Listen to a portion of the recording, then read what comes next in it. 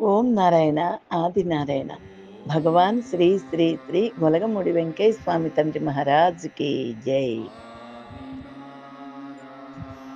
మేము దాదాపు 40 సంవత్సరాల నుంచి ప్రతి ఆరాధన ఉత్సవాలకి వెంకయ్య స్వామి తండ్రి దగ్గరికి వెళ్ళాల్సిందేనండి. అలా కిందటి సంవత్సరము, మొన్న ఆగస్టు కాకుండా అంతకు ముందు కిందటి సంవత్సరము వెంకయ్య స్వామి తండ్రి ఆరాధన ఉత్సవాలకి వెళ్ళామండి. అప్పుడు రోజుకొకసారి గురుచరిత్ర పారాయణ చేస్తున్నానండి అప్పట్లో. అలాగే స్వామివారి పుస్తకం కూడా తీసుకుని గురుచరిత్ర స్వామివారి దర్శనం చేసుకున్నాక ఆంజనేయ స్వామి గుడి వెనకాల కూర్చుని పారాయణ చేసుకుంటున్నానండి. నాకంటే ముందరే ఆ పక్కన ఒక పెద్దాయన పొడుగాటి కర్ర తీసుకుని 87 సంవత్సరాల పైనే ఉంటాయండి. అచ్చం వెంకటేశ్వర తండ్రి లాగానే ఉంటాడండి ఆయన కూడా. ఆ గుడి మెట్ల దగ్గర కూర్చుని కర్ర పక్కన పెట్టుకుని ఆయన అక్కడున్నారు. నేను కొంచెం యువతల ఆంజనేయ స్వామి గుడి వెనకాల కూర్చుని పారాయణ చేసుకుంటున్నాను. ఆయన తడవకి ఏం చేస్తున్నారండి, నా మొహంలో మొహం పెట్టి చూస్తున్నారు. ఇదేంటా ఈయన ఇలా మొహంలో మొహం పెట్టి చూస్తున్నాడు, చదవటానికి కొంచెం ఇబ్బందిగా ఉంది నాకని చెప్పి నేను పుస్తకం పక్కన పెట్టి ఆయన్ని పలకరిద్దాను కాసేపు అని, స్వామి మీరు ఏ ఊరు నుంచి వచ్చారు అని పలకరించానండి. అమ్మ నేను ఒంగోలు కాడ నుంచి వచ్చాను అని చెప్పారాయన. నేను చాలా సంతోషపడ్డా. ఎందుకంటే ఒంగోలు దగ్గర నుంచి వచ్చానంటం కన్నా ఒంగోలు కాడ నుంచి అని వెంకటేశ్వర తండ్రి భాష మాట్లాడినందుకు నేను ఒకసారి ఒళ్ళు జల్లుమందండి. అమ్మో! స్వామిలాగానే మాట్లాడుతున్నారే, ఈయన చూడబోతే ఈయన అలాగే ఉన్నాడు అని మళ్ళీ పుస్తకం చదవటం మొదలుపెట్టానండి. ఒక పావుగంట పైన, అరగంట పైన చదివిన తర్వాత ఆయన మళ్ళీ నా మొహంలో మొహం పెట్టి చూడటం మొదలుపెట్టాడండి. ఇలా వంగుని పుస్తకం చదువుతుంటే ఇలా వంగుని నా మొహంలోకి చూస్తున్నాడు మళ్ళా. మళ్ళీ పుస్తకం తీసి పక్కన పెట్టి కాసేపు పలకరిద్దాం ఈయనని మళ్ళీ ఇంకోసారి కూడా, స్వామి మీరు ఎప్పుడు వస్తూ ఉంటారా? ఇదే ఫస్ట్ టైమా? లేకపోతే మీరెప్పుడు వస్తూ ఉంటారా అని అడిగానండి. అడిగితే ఆయన చెప్పారు, "అమ్మా ప్రతి ఆరాధనోత్సవాలకి వస్తుళ్ళా?" అన్నారండి. అనేప్పటికీ నాకొక్కసారే చాలా సంతోషమేసిందండి. ఎందుకంటే మా వారెప్పుడూ చెప్తూ ఉండేవారండి. ఒసేయ్ ఎప్పుడెళ్ళినా, వెళ్ళినా, వెళ్ళకపోయినా ఆరాధనోత్సవాలకి కనుక ప్రతి మహాత్ముడు ఆరాధనోత్సవాలకి వెళ్తే ఆయన తప్పకుండా అక్కడికొస్తారు.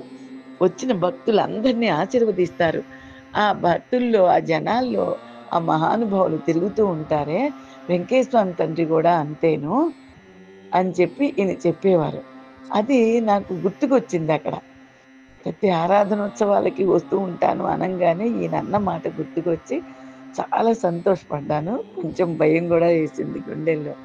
ఎందుకంటే, "ఎప్పుడు వస్తూ ఉంటారా స్వామి" అంటే, "ప్రతి ఆరాధనోత్సవాలకి వస్తోళ్ళా?"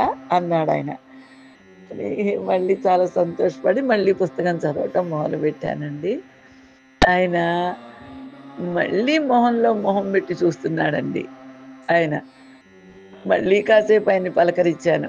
ఏవో 4 కబుర్లు చెప్పాను. "మేము విజయవాడలో ఉంటామండి ఇలాగా మీకెంతమంది పిల్లలు?" ఇవన్నీ అడిగితే ఆయన నవ్వి ఊరుకున్నారు. తర్వాత ఇక మళ్ళీ పుస్తకంలో పడ్డాను. పడ్డాక స్వామివారికి చెప్పుకున్నానండి గురుచరిత్రలో దత్తాత్రేయుడికి. స్వామి ఈయన చూడపోతే అచ్చం వెంకటేశ్వర వారిలాగానే ఉన్నాడు. భాష అలాగే మాట్లాడుతున్నాడు. నాకెందుకనో ఈయన స్వామి ఏమో అనిపిస్తోంది స్వామి నాకు. నేను ఈ గురుచరిత్ర పుస్తకం అయిపోంగానే నేనిచ్చే దక్షిణ తప్పకుండా ఈయన తీసుకోవాలి అని దండం పెట్టుకునండి. బాబా వారి నామం గూడా చేసుకున్నాను. ఓం సాయి, శ్రీ సాయి, జై జై సాయి నామం గూడా చేసుకొని స్వామివారికి రూ. 100 మామూలుగా, స్వామి ఏదన్నా పళ్ళు గాని ఏదన్నా కొనుక్కోండి స్వామి అని ఆయన చేతిలో పెట్టానండి. పెడితే ఆయన, "నాకెందుకమ్మా నా కాడ బోలెడన్ని డబ్బులుంటాయి. నువ్వే ఉంచుకో తల్లి" అని మళ్ళీ నా చేతిలో పెట్టేశారు. పెట్టేసరికి నేను కొంచెం అయ్యో! ఇలా చేశారే అని కొంచెం బాధపడ్డా. స్వామివారు తీసుకోలేదే అని. తర్వాత ఏం చేశానండి, స్వామి నేను సాయినామం చేసుకుంటాను. పుస్తకం వస్తోంది. దక్షిణ ఇచ్చాననుకుంటాను నా వెంకటేశ్వర తండ్రికి. నాయనా నేను 108 సార్లు సాయినామం చేసే లోపల ఇక్కడ కూర్చుని నేనయిపోయిన తర్వాత సగం చదివిన తర్వాత నేను ఆయనకి ఇస్తాను. ఆయన తీసుకోవాలి. సాక్షాత్తు వెంకటేశ్వర స్వామి తండ్రికి ఇస్తున్నాననుకుంటా అని దండం పెట్టుకొని సాయినామం చేసుకొని చాలా సార్లు ఒక 40 సార్ల దాకా వచ్చాక ఆయన అలాగే చూస్తుంటే అది నాకు సాగక, "స్వామి నేను గురుచరిత్ర ఇవాల్టితో పూర్తి చేసేసాను. నా వెంకటేశ్వర తండ్రికి దక్షిణ ఇస్తున్నాననుకుంటాను. తీసుకోండి స్వామి" అని ఆయన్ని గోముగా అడుగుతుంటే ఆయనన్నారు, "అట్టయితే ఈలే అమ్మా" అని చెప్పి ఆయన నా చేతిలోంచి రూ. 100 కాగితం తీసుకున్నారండి. నేను చాలా చాలా సంతోషపడ్డాను. బాబా తండ్రికి కోటానుకోట్ల నమస్కారాలు చెప్పుకున్నాను. తర్వాత ఈయనకిలా ఇస్తూ ఉండంగా ఎక్కడి నుంచినో ఒక పెద్దావిడ పక్కన కూర్చున్న స్వామివారి కన్నా కూడా చాలా పెద్దావిడండి. 90 ఏళ్ల దాకా ఉంటాయి. అసలు పళ్ళు లేవు నోట్లో. తలకాయ అంతా నెరిసిపోయింది. బోసి నోరు ఆవిడను. గబగబా వచ్చి, "అమ్మ ఎక్కడి నుంచి వచ్చారు తల్లి మీరు?" అని నన్ను పలకరించింది. "పలానా అండి విజయవాడ నుంచి" అని చెప్పాను. ఆవిడ, "మీరెక్కడి నుంచి వస్తున్నారమ్మా?" అని ఆవిడని నేను మళ్ళీ పలకరించాను. "అమ్మా నేను పెంచెలకొండ లక్ష్మీ నరసింహస్వామి వారి గుడి కాడ నుంచి వస్తున్నానని" చెప్పింది. నేను చాలా చాలా సంతోషపడ్డానండి. ఎందుకంటే వెంకటేశ్వర తండ్రి వెళ్ళిన చోటు పెంచెలకొండ లక్ష్మీ నరసింహస్వామి. ఆయన పుస్తకంలో ఏదేదో అక్కడికెళ్ళటం, ఆయన కేకలేయటం, ఆయన చేస్తాడటయ్యా మనం పోదాం పదండి అంటాం. అవన్నీ గుర్తుకొచ్చేసాయి ఎమ్మటే నాకు. ఆ స్వామి వెళ్ళిన చోటు కదా అని సంతోషంగా నేను ఒక రూ. 50 ఇచ్చి, అమ్మ మీరక్కడ ఏం చేస్తారంటే, అమ్మ నేను అక్కడుంటాను. పూలు మాల కడుతూ ఉంటానమ్మా. నా 10వ సంవత్సరం నుంచి నేనక్కడే ఉంటున్నానమ్మా. నాకు చిన్నప్పుడే భర్త చనిపోయాడు.